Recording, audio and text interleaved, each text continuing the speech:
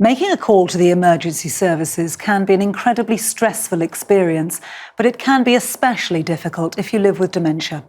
The Welsh Ambulance Services have been working in partnership with people living with dementia, as well as other services, to improve the experience. Nick Thatcher went to South Wales to meet the team.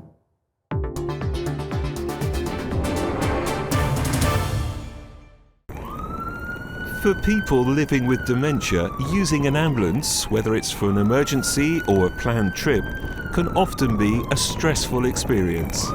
And for paramedics like Lee, knowing how to recognise the condition and respond appropriately can make all the difference to a patient's support, care and treatment. I can think of one particular patient where she was non-verbal, she was very advanced in her dementia, but she had a pain in her leg, and it was reported that she had a pain in her leg, but she couldn't tell me that. And she was just crying and shouting the whole journey into the hospital. And one of the techniques that I've been taught is something called a hand pump, where you actually hold someone's hand and just gently squeeze it. And by doing that, I managed to get her to calm right down. And by the time we got to the hospital, we were singing songs together and she was nice and calm.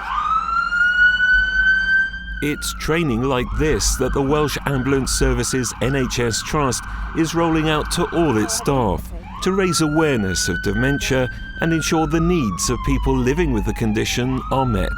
We're really trying to understand the needs of people living with dementia as they use and access our services. So we're building up that continuous training programme at the moment to make sure everybody has the right skill mix and knowledge around dementia. And what's wonderful about that is that people living with dementia are involved in that work. They are influencing the content of that programme, and they're actually up front and centre delivering the training with us and for us. Linda and I are here to tell our stories, really. Andy Woodhead and Linda Willis are both living with dementia and take part in training sessions in which they can share their own experiences. There are over 100 different types of dementia, so we're all different. And if you meet Linda or you meet me, you've only met two people with dementia. Both have had reasons to use the ambulance service themselves in the past and have seen the difference training like this can make. I recently had an experience. I got rushed into hospital. I had a bleed on my brain. I was really in a terrible state.